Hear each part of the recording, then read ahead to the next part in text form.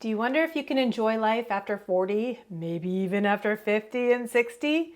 Even live an extraordinary life, one that is deeply fulfilling, full of purpose, and vibrantly joyful for you? Yes, you can. And in today's video, we're going to explore this topic. I have a mix of inspiration for you today, a few things to help you challenge maybe some beliefs you have, and 5 tangible tools that you can tap into to help you feel better about your life, no matter what your age.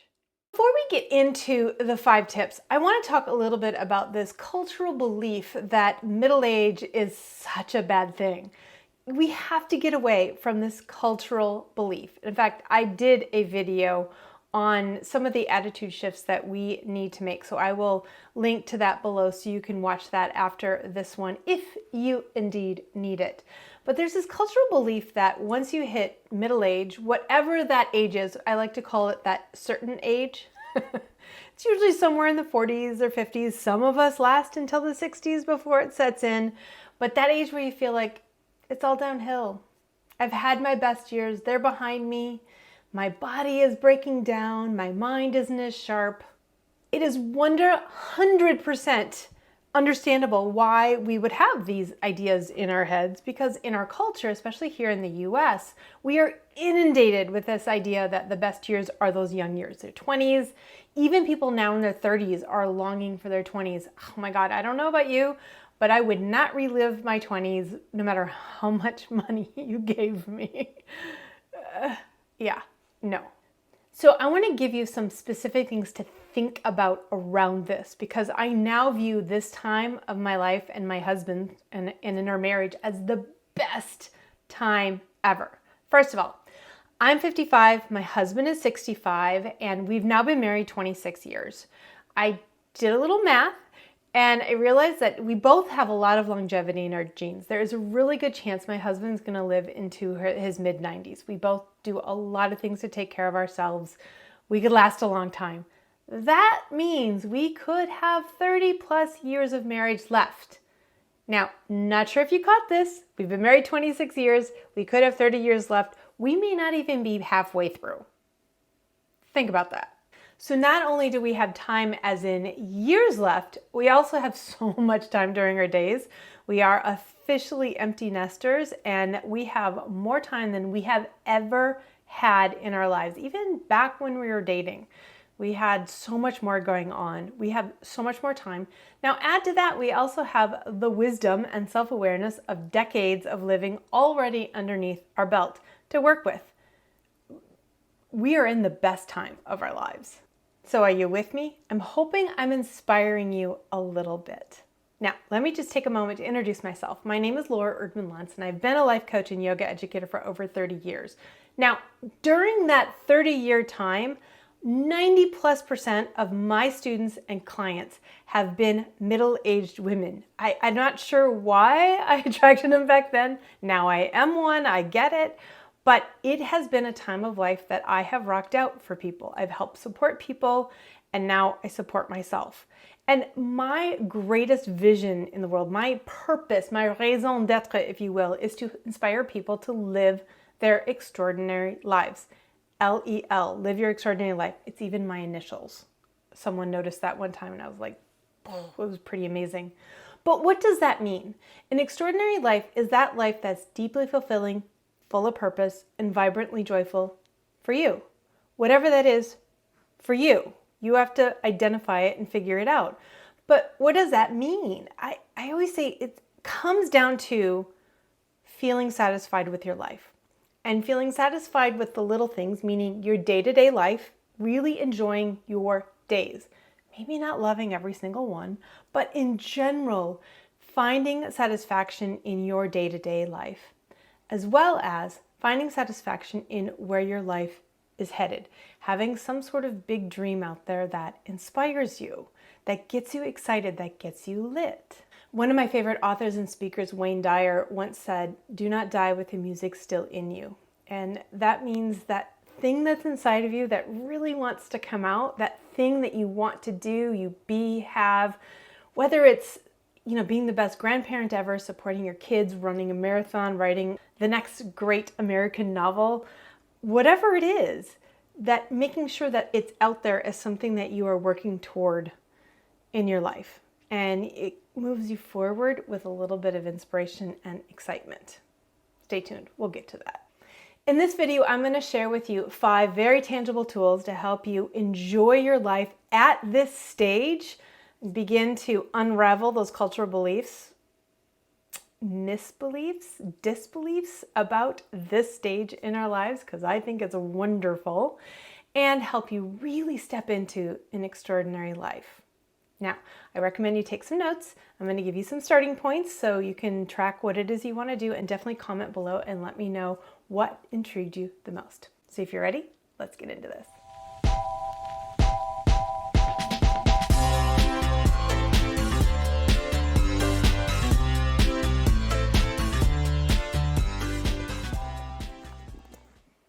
So the first 3 tips are really centered around helping you shift this cultural belief thing and help you step into a little bit more power for yourself, if you will. Number 1 is start taking wellness more seriously. Wellness becomes absolutely crucial when we reach this age. It's always important, but now even more so. And when I talk about wellness, I'm talking about the action steps you can take, the things that are within your control to help yourself feel better physically, mentally, emotionally, and spiritually. I think this is one of the greatest challenges with aging, and that is some of the things that we've done our whole life, have a cumulative effect. And that's why we start feeling things more at this stage. And it's not necessarily aging as much as decades of living that has created this. And that's one of the reasons that it becomes even more important. Now, add to that, if you are a woman of that certain age, perimenopause, menopause, as estrogen and progesterone go down, these issues become more prominent. And we need to just take them seriously. We need to take better care of ourselves. I did a whole separate video about the 5 areas of your life that you want to focus on when you reach this certain age. So I will link to it below, so you can definitely go check that out. But just know you want to work on getting your sleep up, figuring out how to tap into higher levels of energy without all the caffeine and sugar that's so easy to tap into.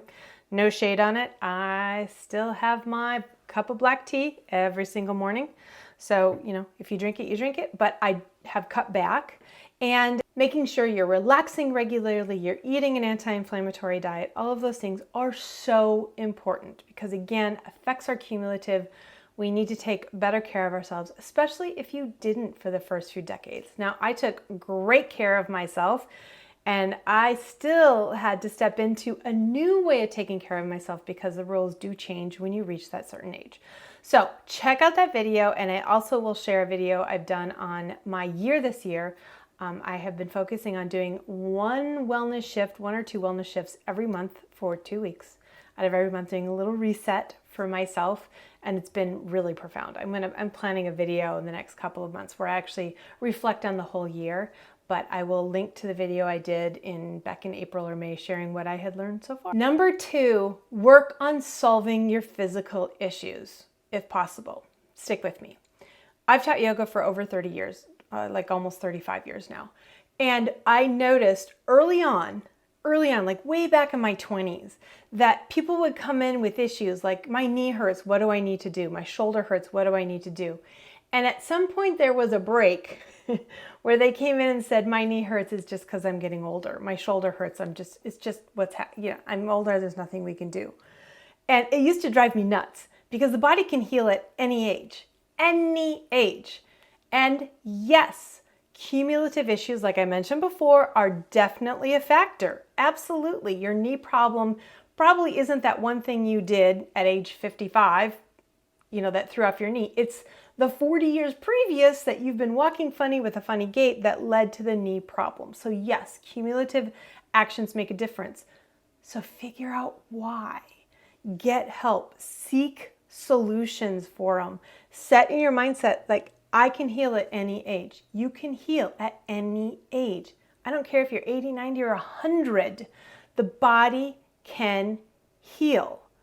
So take care of it. And at the very least, you can keep it from getting worse or make it feel a little bit better, which is fantastic, right? This year, during my year of Thrive, I worked on my plantar fasciitis. my IBS, and my own shoulder pain. Now, my plantar fasciitis is probably 80% better. I'm not quite there, but I'm still working on it. My IBS I declared healed about a month ago, which is fantastic. And my shoulder, I just re-injured a couple of weeks ago, but I have a new doctor who is helping me. I totally get that I don't have the bandwidth to figure this out. And let me just say, first step is I can heal. It's worth seeking help so that I can heal this, right? The second thing is finding that help. I mean, my plantar fasciitis, I've done massage, chiropractic, PT, and now I'm getting manipulations from a DO. And that I think is going to be that final thing. Figuring out why it is in there. I've been taking the time. And what I did this year is I actually tackled one at a time. So I started with the IBS because I knew that was going to be a bit of an issue. I've had it before. I knew the doctors couldn't really help. I wanted to solve it, and I knew it would take time because you have to rebuild your gut flora. And then I started to tackle my plantar fasciitis, and then I began to work on my shoulder. And I just started working on my shoulder a couple of months ago. So I'm working on it, but you have to know it can heal and that it's worth going after it to get your body in fighting shape, in workout shape, in I feel great shape, because you can. Number 3 is adjust your looks if you want to for you, okay? So maybe you want to color your hair. You have a problem with gray hair. Absolutely. Color it if that's what you want. I've chosen to go gray. I actually really like my gray. I have a couple of silver streaks that I really, really like. What I started doing though is I learned how to finally take care of my curls so that I could maximize them, because as I got gray, my curls, you start to lose curls because your gray hair is a little coarser, and I wanted to maintain as many of the curls as I could. I also really learned how to do my makeup. Still working on that. Not really, really good at it yet, but I'm getting there. Do what you want to do that makes you feel good. So if you look in the mirror and you're like, wow, that gray hair just makes me feel old, color it. Take care of it. Do what you want to do to make you feel really, really good. I had a friend who had long hair and she cut it really short into this really funky, spiky hair, and it just makes her feel more youthful. It's fantastic. It looks so good, and it's because it makes her feel good, so she wears it well. Know what I mean? So figure out what it is that you want to do in order to adjust your looks to feel good. Another thing you might want to think about is how you dress. So I love Tan France. I don't know if you watch Queer Eye. Tan France is my favorite. Actually, he's not my favorite Queer Eye guy because all 5 of them are. I always try and decide who my favorite is. Actually, if you have a favorite, comment below. I do think Jonathan is my spirit animal. I love how comfortable he is in his skin. Like, I want to be that comfortable in my skin. It's one of the things I'm working on. Ugh, it's fantastic. Anyhow, I digress. Back to Tan France. And what I love is he doesn't dress the way he thinks the person should look. He dresses them the way the person feels good. You know, they come out in an outfit and he's like, how do you feel? I love that, because it could be, you know, tans and shades of black, as my husband says. He wears tan and shades of black, gray, dark gray, or as he calls it, light black. And that's what he's comfortable in. Like, that makes him so happy. I have orange pants. Can you see them? I love them. I love them. And it makes me very happy. So let's not think I need to dress appropriately for my age. Let's think, what makes me feel good? What makes me walk taller, look in the mirror with even more, yeah, I look good kind of a feeling, right? So find your look and tap into it. Let me just interrupt quickly to ask if you've subscribed yet to my channel. It's a free thing that you can do that really helps me, helps my business, helps me share with even more people and get to more people. So if you don't mind, take a moment to click subscribe below and click the bell so you get a notification every time I release something new. And give me a thumbs up. If you learned a bunch of stuff and you're like, this is fantastic, send it to a friend. I really appreciate that. Now, let's get back to our topic.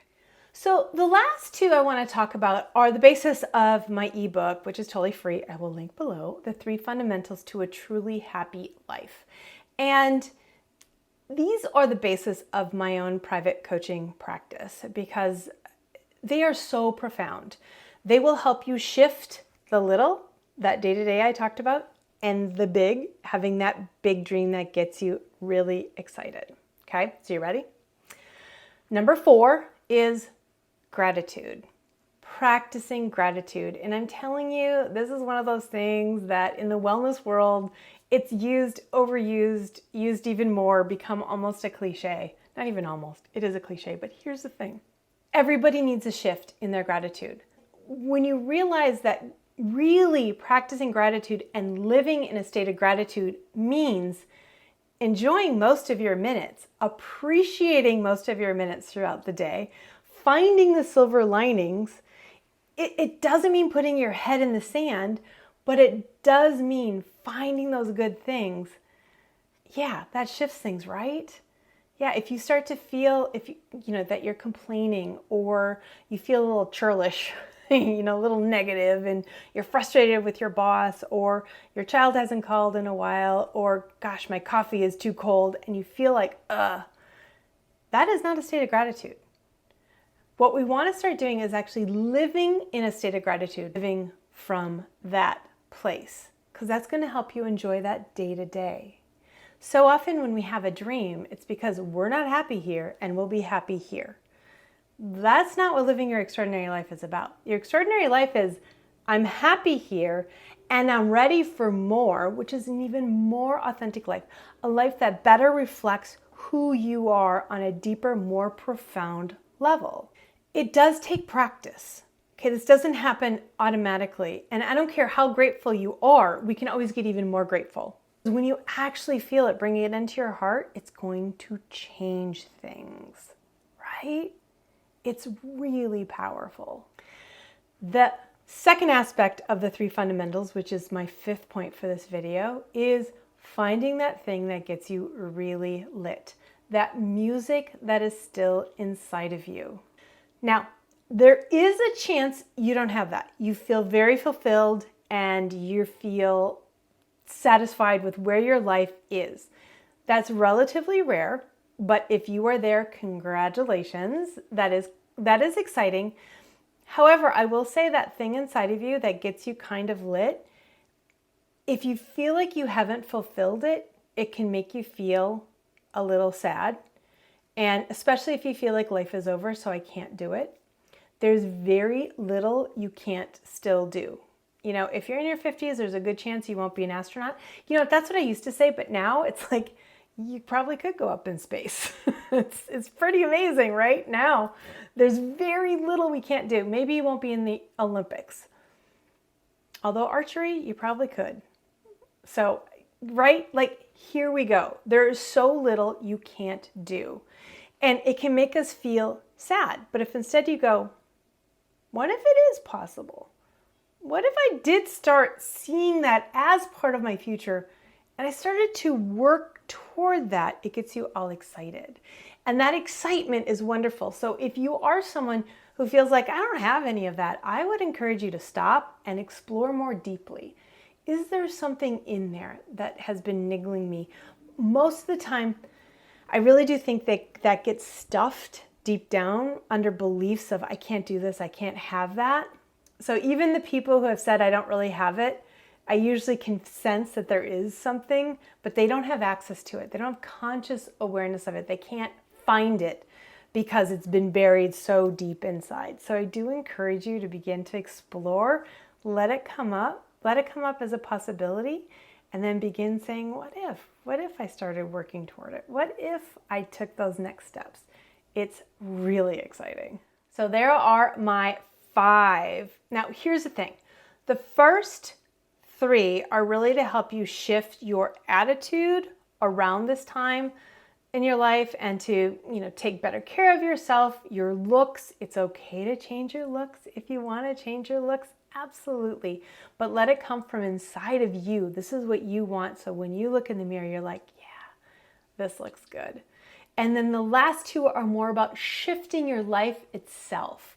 And that the basis of that is the 3 fundamentals to a truly happy life. I have the ebook down below, totally free. Go grab it for yourself. Your next step, there's actually a few. I have a few videos that I think you would really enjoy, so I'm gonna post them all below. I actually have a playlist that's over 40 wellness that you might wanna tap into just to help yourself get inspired, get some tangible tools that you can use going forward. And I definitely recommend checking out all my videos. Thanks for joining me. It has been such a pleasure sharing this with you. Comment below, let me know if you have any questions, if there's anything that popped up for you. Definitely let me know if there's one of the Fab 5 that you like the most. I would love to hear. We'll see you in the next video. Thanks for joining me.